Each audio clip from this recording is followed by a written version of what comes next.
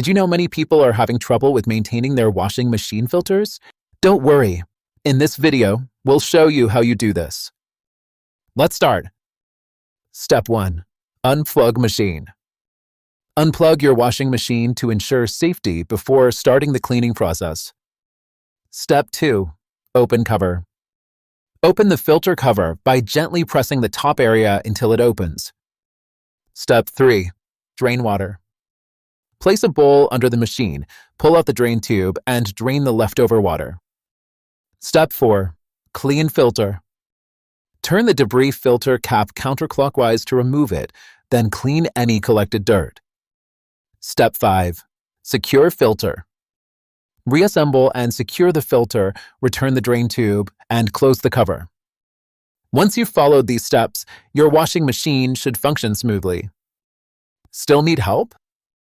Visit our website for the complete manual. There you will also find questions and answers from other Samsung users. Did you find this video helpful? By subscribing, you help us continue to answer users' questions. So, subscribe to our channel. Thanks for watching and see you in the next video.